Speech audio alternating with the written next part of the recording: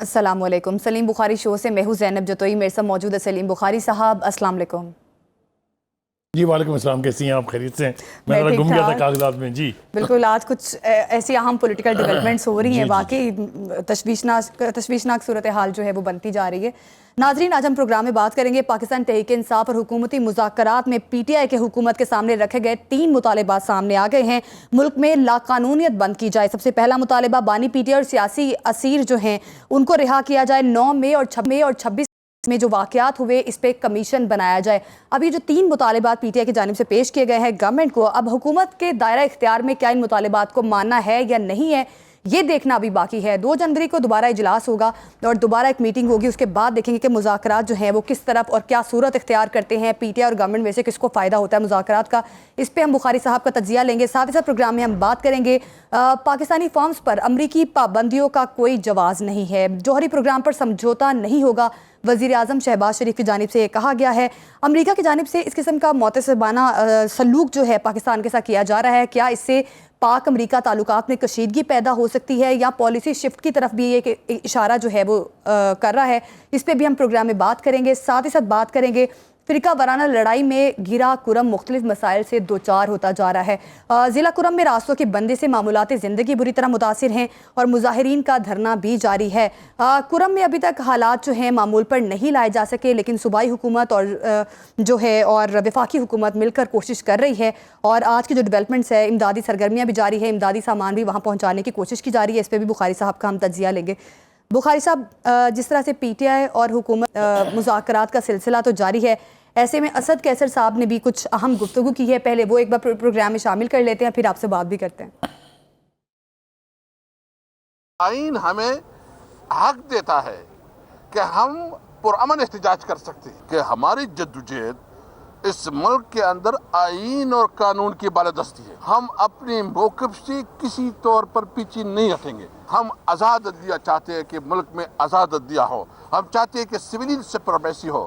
ہم چاہتے ہیں ملک میں قانون کی حکمرانی ہو. یہ ہمارا بالکل, خاص کر جو اس وقت ہمارے لیڈر ہیں اور دیگر عمران خان اور جتنی بھی ہماری لیڈرشپ ہے ورکر, ان کو رہا کیا جائے. ہم رہائی کا مطلب نہیں ہے کہ ہم کوئی رعایت مانگ رہے ہیں, چونکہ ایک اللیگل اور ایک انتقام کی بنیاد پہ انہوں نے یہ ساری کیسز بنائے ہیں. اس کی کوئی قانونی حیثیت نہیں ہے. ہم مطالبہ کرتے ہیں کہ اس قسم کے رویے کو ختم کیا جائے. جی بخاری صاحب, اسد کیسر صاحب تو کہہ رہے ہیں کہ ہم کوئی ریلیف نہیں مانگ رہے, ہم صرف کہہ رہے ہیں کہ جو اللیگل گرفتاریاں کی گئی ہیں یا اللیگل کیسز بنائے گئے ہیں وہ ختم کیے جائیں. مجھے یہ سمجھ میں نہیں آ رہی کہ ان کی کون سی بات سے میں آغاز کروں اس کا, لیکن بہرحال جو باتیں انہوں نے کی اس میں 2 باتیں بہت امپورٹنٹ ہیں. ایک بات ہے پرامن احتجاج. میں ذمہ داری کے ساتھ پوری پی ٹی آئی کی لیڈرشپ سے یہ سوال کرتا ہوں کہ مجھے یہ بتائیے کہ جو درجنوں پروٹیسٹ آپ نے کیے ہیں اپنی حکومت کے ہوتے ہوئے بھی اور اپنی حکومت جانے کے بعد, ان میں سے کون سا احتجاج پرامن تھا؟ سوال تو ہے نا میرا. یہ کوئی ایک مجھے بتا دیں جس میں انہوں نے آ کے باقاعدہ صرف نعرے لگائے, نماز پڑھی وہاں پر, اس کے بعد آرام سے گھر چلے گئے ہوں. ایک مجھے بتا دیں. میں ذمہ داری سے کہہ رہا ہوں, یہ تقریریں کرنا, یہ پریس کانفرنس میں اس قسم کے جواز پیش کرنا, یہ ٹھیک ہے سیاسی اعتبار سے شاید ٹھیک ہوگا, لیکن یہ سارے معاملات جات اتنے ماضی قریب کے ہیں کہ لوگوں کے ذہنوں سے محو نہیں ہوئے ہیں ابھی. یہ کوئی 40 سالہ 50 سالہ 1 سینچری سال پرانی تاریخ نہیں بیان کر رہے ہیں, وہ حالیہ واقعات ہیں, اس لیے سب کو معلوم ہے. دوسری بات یہ کہ آزاد عدلیہ کا مطالبہ ہے ان کا. جی آزاد عدلیہ ان کو چاہیے کون سی ہے, تھوڑا سا ہم طے کر لیں تو میرے خیال سے بہتر ہوگا. انہیں آزاد عدلیہ چاہیے ثاقب نثار کی, اچھا, جو ان کو سرٹیفکیٹ دیں ان کے لیڈر کو, یعنی صادق اور امین کا, وہ عدلیہ بالکل آزاد ہے. اس کے بعد آ جائیں گلزار پہ, جو یہ کہے کہ اوے سڑکوں پہ کیا کر رہے ہو, احتجاج کر رہے ہو, میرے پاس آؤ میں دیتا ہوں آپ کو فیصلے آپ کی مرضی کے. آپ کو وہ عدلیہ چاہیے. پھر اس کے بعد آصف سعید کھوسا کی عدلیہ چاہیے آپ کو. پھر اس کے بعد آپ کو بدیال کی عدلیہ چاہیے. آپ کا دماغ ٹھیک ہے؟ Is that عدلیہ that you want to be there? اللہ نہ کرے کہ پاکستان کے اوپر یہ آفت دوبارہ آئے کہ جوڈیشل ایکٹیویزم ان حدود کو چھو جائے جس کے مثال کسی بنانا ریپبلک میں نہیں ملتی ہے. تو اسد کیسر صاحب ذرا سوچ کے مطالبہ کیا کریں. نہ ہی آپ کی بات پرامن احتجاج کی ٹھیک ہے اور نہ ہی بات آپ کی آزاد عدلیہ کی ٹھیک ہے. اس کے اوپر بے پناہ گفتگو کی جا سکتی ہے, لیکن میں اتنا آگے جانا نہیں چاہتا ہوں. اب آ جائیے جناب مذاکرات کے اوپر. واضح طور پہ اعلان کیا گیا ہے کہ مذاکرات جو ہے کسی پیشگی شرط کے بغیر ہوں گے. جی لیکن جب سے کمیٹی بنی ہے، جب سے مذاکرات کا آغاز ہوا ہے، 3 مطالبوں کی بات ہو رہی ہے. اب وہ مطالبے کیا ہیں جی؟ پہلا تو یہ ہے کہ ملک میں لاقانونیت بند کی جائے. کس نے کی ہے لاقانونیت؟ اور کہاں ہو رہی ہے لاقانونیت؟ کیا لاقانونیت کرم ایجنسی میں نہیں ہو رہی ہے؟ آپ نے روکی؟ یعنی اپنے گھر میں جو آگ لگی ہے وہ نہیں بجھانی ہے، دوسرے کے گھر جا کے آگ لگانی ہے. یہ تو آپ کی اسٹریٹجی ہے، صدقے چلے جائیں اس کے. ٹھیک ہے جی. دوسری بات یہ کہ 9 مئی کے احتجاج جو ہے کیا وہ پرامن تھا؟ کیا 26 نومبر کا احتجاج پرامن تھا؟ شرم آنی چاہیے یہ بات کہتے ہوئے بھی. اس لیے کہ اس وقت بھی فوجی تنصیبات پر حملے کیے گئے. ایک جگہ نہیں، ایک جگہ تو ہو سکتا ہے نا کہ غلطی سے کہیں انتظامیہ نے زیادتی کر دی، وہاں گڑبڑ ہو گئی. 40 جگہ پر، 40 ملٹری اسٹیبلشمنٹ پر آپ حملہ آور ہوئے. آپ نے کور کمانڈر کے گھر کو نہیں چھوڑا، آپ نے جی ایچ کیو کو نہیں چھوڑا، آپ نے ایئر بیس کو نہیں چھوڑا. آپ ہمیں بتائیں گے کہ پرامن مذاکرات کیا ہوتے ہیں؟ 24 نومبر جو سر پر گھر سے کفن باندھ کے نکلیں وہ کہیں گے کہ ہم مذاکرات پرامن کرنے جا رہے ہیں.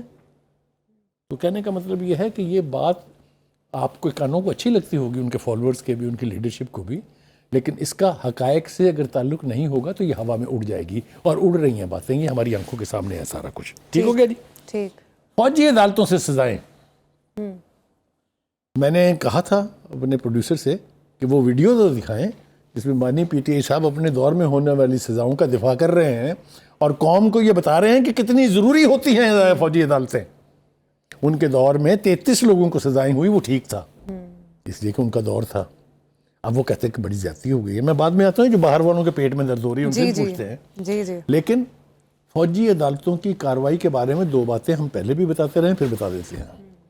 ایک تو یہ ہے کہ اس کی ایویڈنس اور اس کے دستاویزی ثبوت اتنے ٹھوس ہوتے ہیں کہ کبھی ان کورٹوں کا فیصلہ جو ہے وہ کسی سویلین عدالت سے انڈو نہیں ہوا، کیونکہ وہ پہلے انکوائری کرتے ہیں، اس میں فیکٹ اسٹیبلش کرتے ہیں، تو پروسیڈنگ جو ہے کورٹ مارشل کی شروع ہوتی ہے.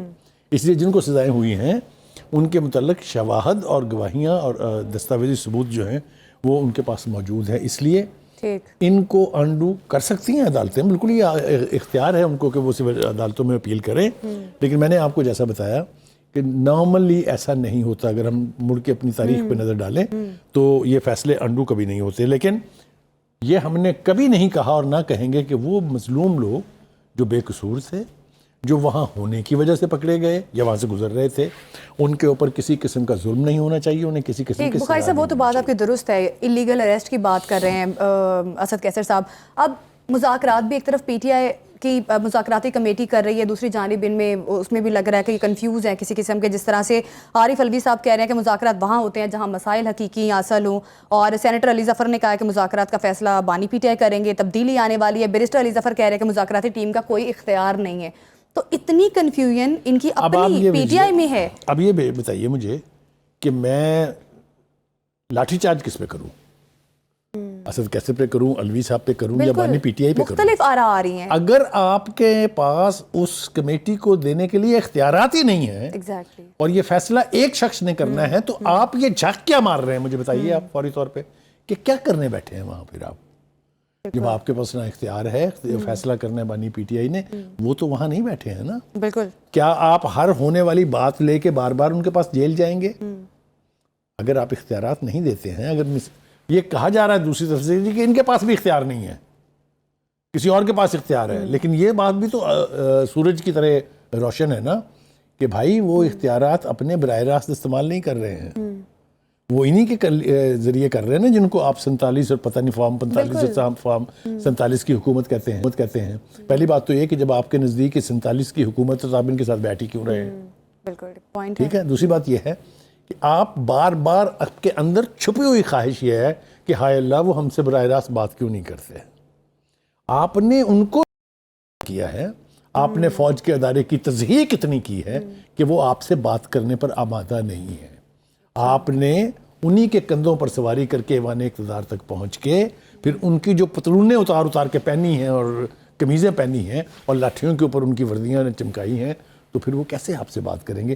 مجھے یہ سمجھ میں نہیں آتی کہ کوئی سین آدمی ان دا پی ٹی آئی کیسے یہ توقع رکھ سکتا ہے کہ فوج ان کے ساتھ بات کرے گی. میر جعفر آپ نے کہا, میر صادق آپ نے کہا, بخاری صاحب غدار آپ حکومت نے کیا ان کہا. کی رضامندی کے بغیر مذاکرات کر رہی ہے؟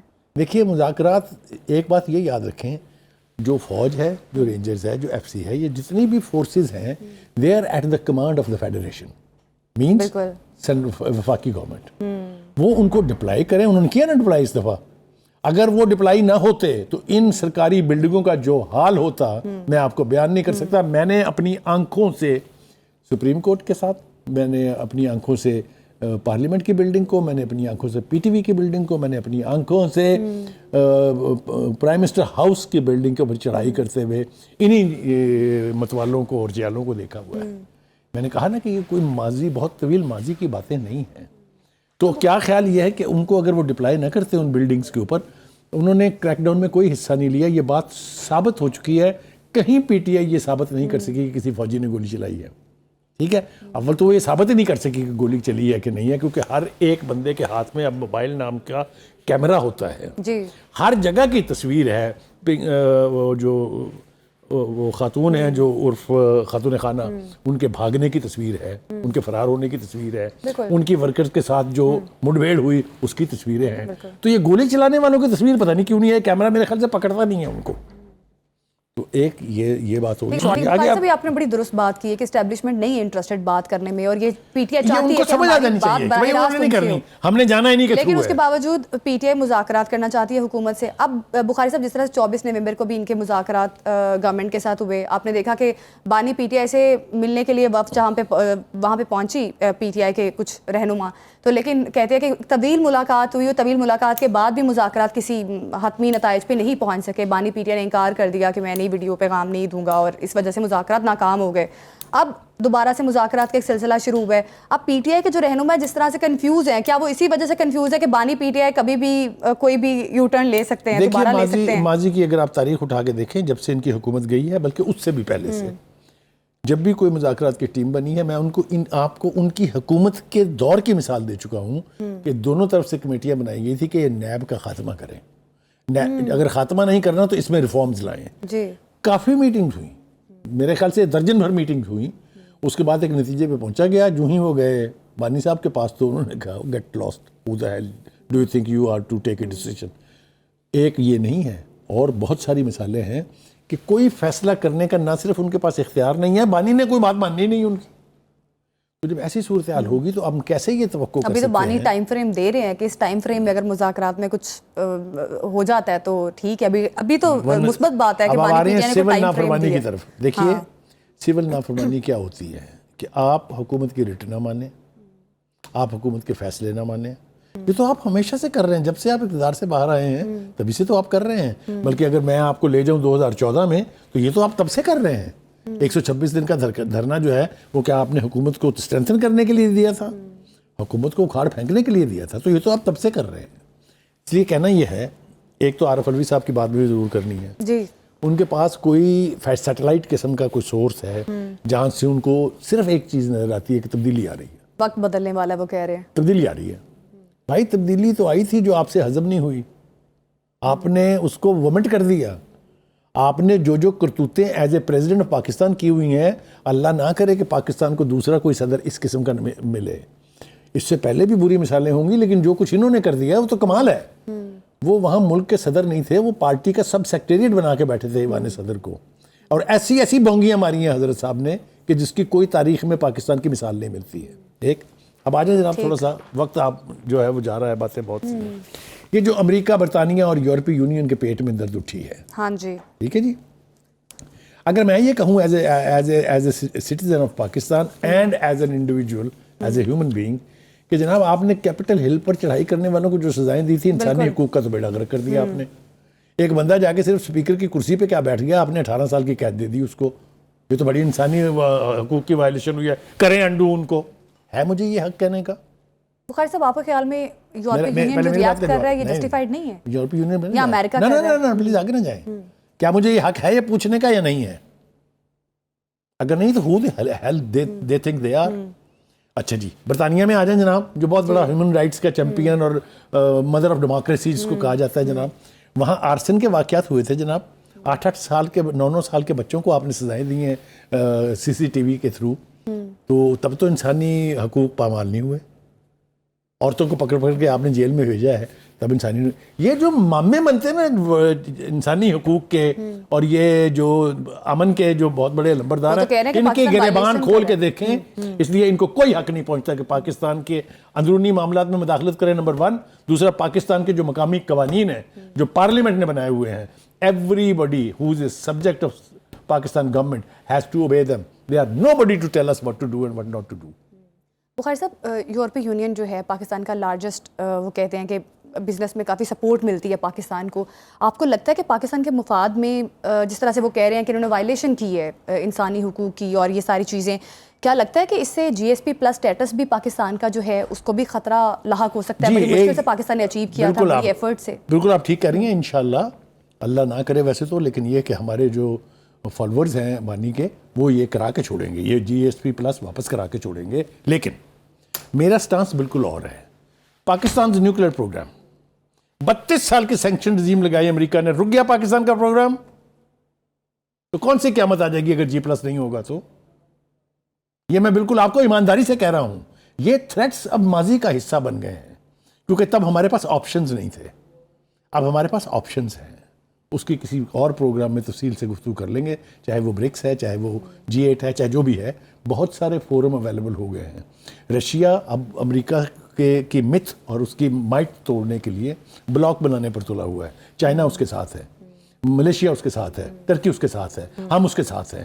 یہ اب وہ گئے خواب جہاں آپ ڈکٹیٹ کراتے تھے قوموں کو کہ کیسے چلنا ہے. Hell with America, hell with برطانیہ، ہیل ود یورپی یونین. اگر وہ ہمارے مفاد کو کمپرومائز کر کے کسی اور کے مفاد کے لیے کام کرتے ہیں تو we don't want them to interfere in our matters. اچھا بخاری صاحب، جس طرح سے باہر سے آوازیں آ رہی ہیں، یہ بھی کہا جا رہا ہے کہ حکومت پہ پریشر ہے، حکومت اس لیے مذاکرات کر رہی ہے، عدالتی فیصلے پہ بھی بہت ساری انگلیاں اٹھائی جا رہی ہیں. تو اب آپ کو کیا لگ رہا ہے یہ جو مذاکرات ہو رہے ہیں، لگتا ہے کس طرح سے یہ مثبت آگے جا کے ثابت ہو سکتے ہیں؟ اب 2 جنوری کو کیا لگتا ہے کیا ہوگا؟ یہ ہے PTI کے سوچنے کا طریقہ. یعنی جب حکومت اور یہ الائنس جو ہے پیپلز پارٹی اور نون لیگ کی 4 سال سے کہہ رہی تھی اللہ کے واسطے ہمارے ساتھ بیٹھ جائیں، جس مشاق جمہوریت کر لیں، مشاق معیشت کر لیں، تو تب کون سا پریشر تھا؟ وہ تو پہلے سے کہہ رہے تھے کہ مذاکرات کریں. پریشر تو ان کے اوپر ہوگا کہ مذاکرات نہیں کرنے ہیں. اب وہ مذاکرات کرنے بیٹھے ہیں تو ان کو اختیار دیجئے تاکہ کوئی راستہ نکلے. صرف خواہش کر لینے سے راستے نہیں نکلتے ہیں. اگر بانی صاحب سمجھتے ہیں کہ میں نے ہر شخص کی تقدیر کا، پاکستان کی تقدیر کا، پاکستان کی سیاست کی تقدیر کا فیصلہ میں نے جیل میں بیٹھ کے کرنا ہے، یہ متھ بھی جلدی ٹوٹ جائے گی. آپ فکر نہ کریں، دیر نہیں لگے گی. اچھا بخاری صاحب، اب مختلف سیاسی پارٹیز جو ہیں وہ اس فیور میں بھی ہیں کہ ہاں مذاکرات ہونے چاہیے. ہم تو بہت پہلے سے بھی اب بتا بھی رہے تھے کہ بہت پہلے سے حکومت کہہ رہی ہے PTI کو کہ آپ ہمارے ساتھ مذاکرات کریں. 24 نومبر کو جب حکومت مذاکرات کی کوشش کی اور وہ شاید کسی طریقے سے کسی اچھا نتیجہ نکل سکتا تھا، PTI نے اس حکومتی کال کو ریجیکٹ کیا. اور اب تو جس طرح سے ابھی یہ بھی کہا جا رہا ہے کہ PTI ترلے کر رہی ہے حکومت کے کہ ہمارے سے مذاکرات کرے اور ہماری یہ 3 مطالبات ہیں ان کو مانے. ابھی شرجیل میمن صاحب بھی کہہ رہے ہیں کہ پاکستان کے اندرونی معاملات میں کسی کو مداخلت نہیں کرنی چاہیے، سیاستدانوں کے کیسز ملٹری کورٹس میں چلیں. تو اب آپ کو کیا لگتا ہے کہ جس طرح سے پیپلز پارٹی کا ایک سٹانس ہے، اس کو کس طرح سے دیکھتے ہیں؟ پہلی بات تو یہ ہے کہ شرجیل میمن نے اور بھی بہت ساری باتیں کی تھی. اس میں ایک یہ تھی کہ اگر ہم فوج کے گھر میں گھس کے اس پر حملہ کریں گے تو پھر ٹرائل بھی وہیں ہوگا. وہ کہہ رہے ہیں میں نہیں چاہتا کہ ملٹری کورٹس میں ان کے، اس نے یہ بھی کہا ہے، میں نے بات کی ہے، اس نے یہ بھی کہا ہے اور یہ بات بالکل ٹھیک ہے.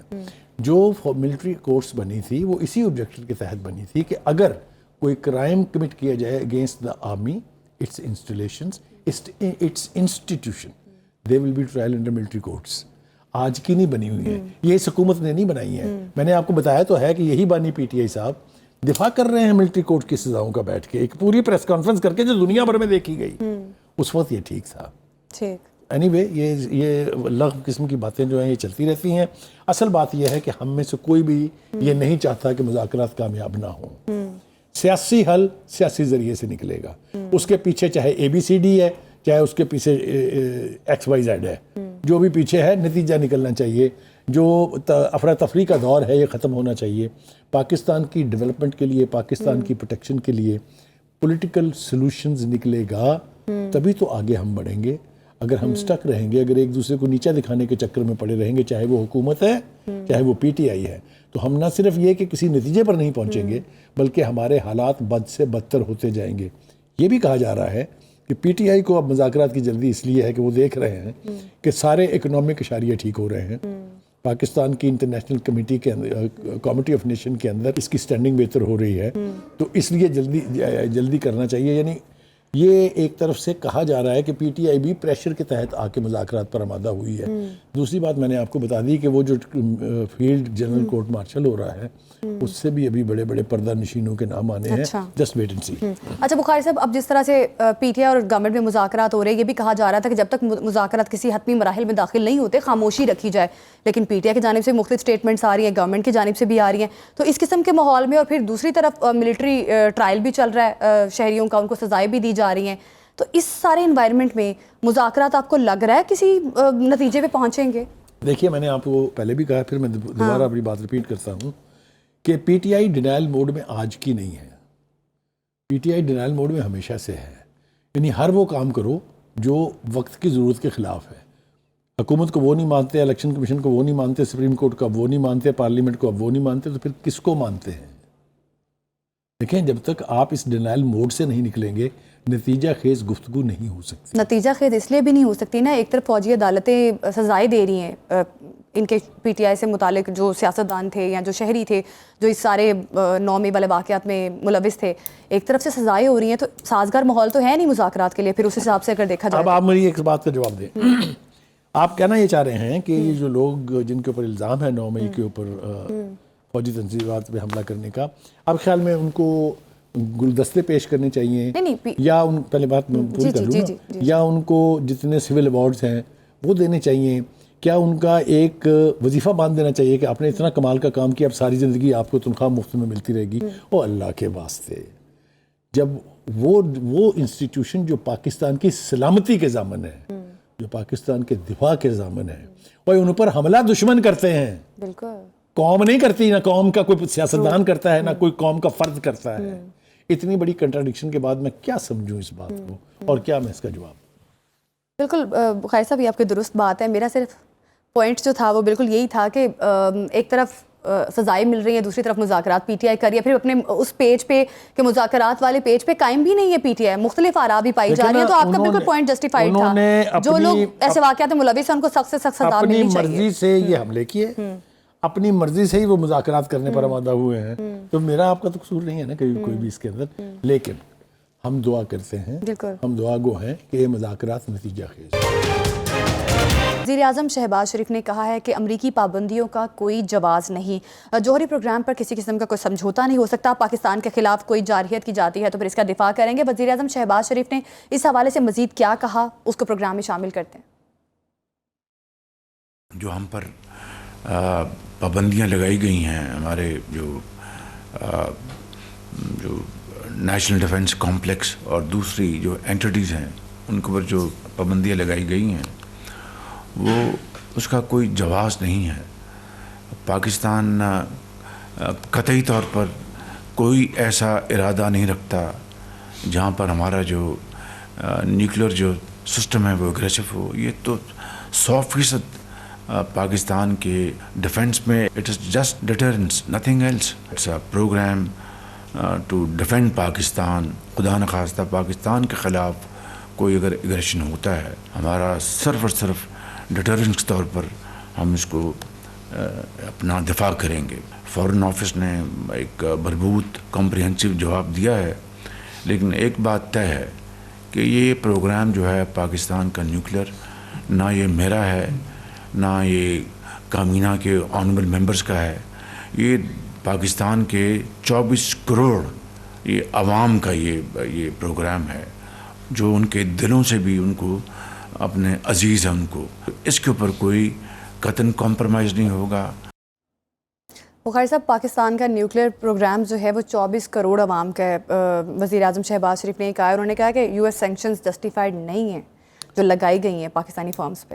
پہلی بات تو یہ ہے کہ جتنے دھیمے انداز میں, جتنے سافٹ الفاظ میں انہوں نے یہ کہا ہے, مجھے اس پہ سخت اعتراض ہے. میرے خیال سے تو ان کو جرت کا پکڑنی چاہیے تھی اور اس طرح کا مظاہرہ کرنا چاہیے تھا جس طرح کا ان کے بڑے بھائی نے کیا تھا جب ہمیں کہا گیا تھا کہ ہندوستان کے دھماکوں کے جواب میں آپ دھماکے نہ کریں $5 بلین لے لیں. تو اس وقت اس نے کہا تھا نہیں جناب یہ میں تو نہیں کر سکتا اس لیے کہ یہ تو قوم کی امنگوں کے مطابق ہے جو کچھ بھی ہو رہا ہے. تو آج تک لوگ عزت کرتے ہیں نا ان کی. یہ دھیمے انداز میں ہے یہ سافٹلی ٹی منہ کرنا اس سے کچھ نہیں ہوگا. پاکستان کے نیوکلیئر پروگرام کے اوپر آپ نے دیکھا کہ کس قسم کی سنگین نوعیت کی اکنامک سینکشنز لگی تھی ہمارے اوپر for more than 3 decades. Programme رک گیا؟ بالکل نہیں. نا ایران is another example. ان کے اوپر بھی 40 سال سے زیادہ پابندیاں لگ چکی ہوئی ہیں. وہ قوم ختم ہوئی؟ ان کا بھی آپ دیکھیے نیوکلیئر پروگرام کہاں پہنچا ہوا ہے اور میزائل پروگرام کہاں پہنچا ہوا ہے. مزہ آیا نا اسرائیل کو اس دفعہ جب راکٹ گرے جو سمجھتا تھا کہ یہ جو میرا یہ ڈوم ہے آئرن ڈوم اس میں سے کوئی چیز پینیٹریٹ نہیں کر سکتی اوقات میں آئے نا اپنے تو کیا کر لیا ایران کا آپ نے. پاکستان کے دفاع کے حوالے سے جو بھی ڈیولپمنٹ ہے چاہے وہ نیوکلیئر پروگرام ہے چاہے وہ ایٹمی ہتھیار ہیں چاہے وہ میزائل سسٹم ہے we should not listen to nobody کیونکہ ہم نے کہیں پہل نہیں کی ہے. ساؤتھ ایشیا میں بیلنس آف پاور کو ڈسٹرب کرنے کی کوئی کوشش ہم نے نہیں کی ہے. ہندوستان نے کوئی موقع جانے نہیں دیا ہے. نیوکلیئر پروگرام کے دھماکے سب سے پہلے اس نے کیے. ٹھیک ہے حالانکہ وہ سگنیٹری تھا اس کا نان پرولیفریشن ٹریٹی کا. ہمیں کرنا پڑا اس لیے کہ we can not give a free hand to the Indians to dictate their terms to us. لہٰذا ہم نے بھی دھماکے کیے.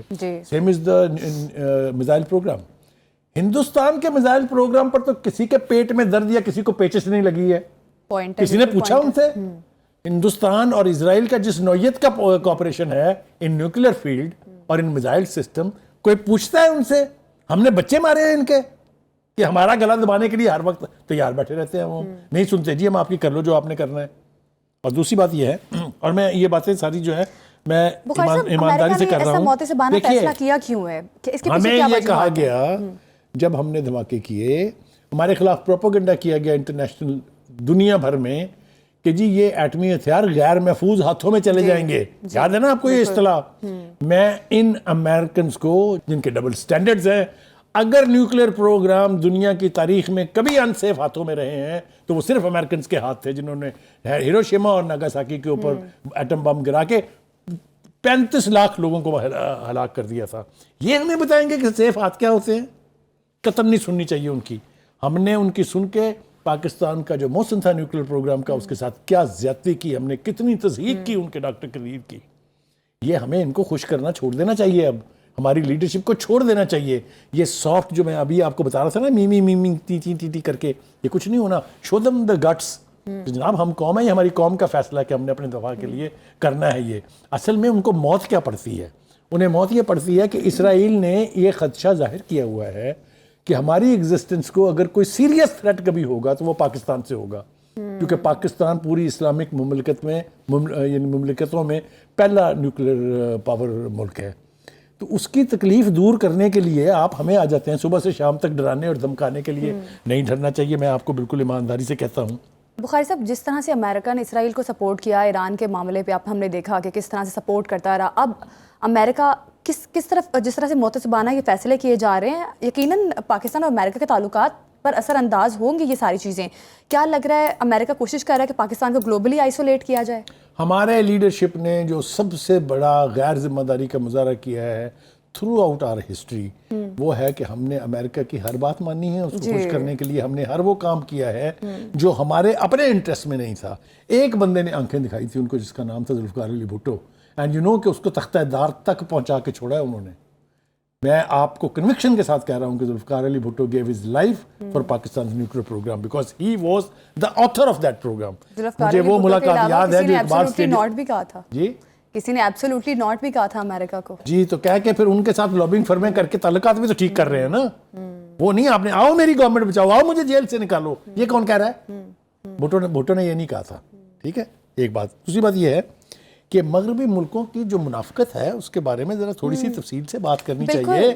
بہت 45,000 بندہ شہید کر دیا اسرائیل نے غزہ میں. اس وقت تو تمہارے پیٹ میں درد نہیں اٹھی کہ یہاں پر یہ انسانیت کا قتل ہو رہا ہے اور جب تک مکمل تباہ نہیں ہو گیا آپ کو مسوجے. اور اب آپ لبنان پر چڑھ دوڑے ہیں.